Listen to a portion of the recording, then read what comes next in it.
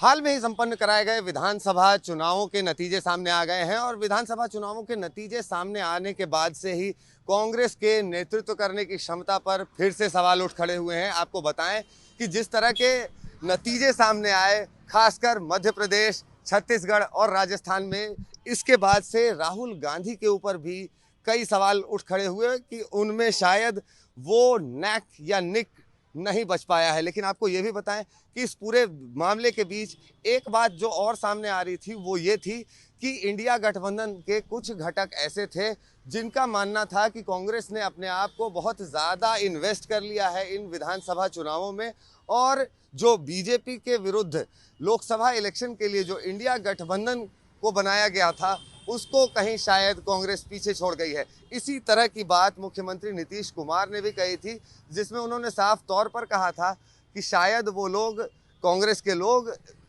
इन elections में, इन विधानसभा चुनावों में कुछ ज़्यादा ही रम गए हैं और इसकी वजह से जो मुख्य काम है, जो मेन काम है, वो नहीं हो पा रहा है। आपको ये भी बताएं कि इस सब के बीच जब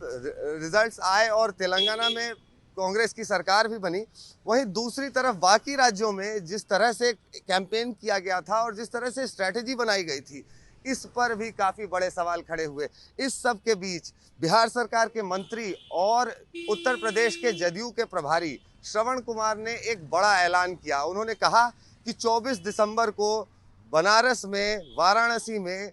मुख्यमंत्री नीतीश कुमार की रैली होगी, जनसभा को संबोधित करेंगे। आपको ये बताएं कि ये रैली इसलिए भी महत्वपूर्ण है क्योंकि ये प्रधानमंत्री नरेंद्र दामोदर दास मोदी का लोकसभा क्षेत्र है, जहां से पिछली 2 बार से लगातार वो जीत कर आ रहे हैं और काफ़ी काम किया है, काफ़ी व्यक्तिगत टच दिखता है वहां प्रधानमंत्री नरेंद्र मोदी का। तो इस सब के बीच अभी जो बात सामने आई है, इसके अलावा भी पहले से भी, चाहे वो जदयू के उत्तर प्रदेश के लोग हों या फिर दूसरी अन्य पार्टियों के भी, कई तरफ से ये मांग आई कि मुख्यमंत्री नीतीश कुमार को फूलपुर, अंबेडकर नगर या इसी तरह से किसी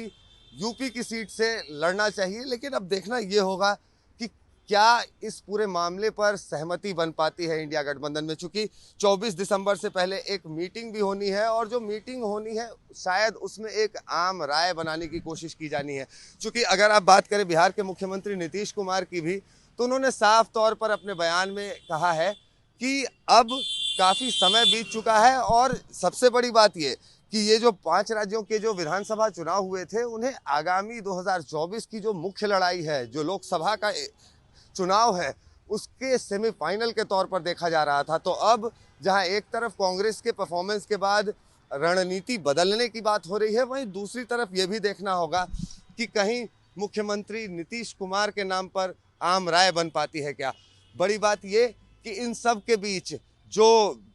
क्रिटिकल सीट्स हैं, आप देखें कि मुख्यमंत्री नीतीश कुमार अभी उत्तर प्रदेश जा रहे हैं, इसके अलावा झारखंड जाने की भी बात सामने आ रही है। तो सबसे बड़ी बात आपको बताएं कि अगर वोटों के हिसाब से 80 सीटें लोकसभा की होती हैं उत्तर प्रदेश में, 40 बिहार में और 14 झारखंड में, तो ये कुल मिलाकर 134 लोकसभा सीटों का जो चंक बनता है, ये देखना होगा कि क्या कुछ सामने आता है और लोकसभा चुनावों के दौरान या उनसे पहले क्या कुछ किया जा पाता है। कैमरा पर्सन उदय के साथ आदित्य वैभव, चुनाव आज तक।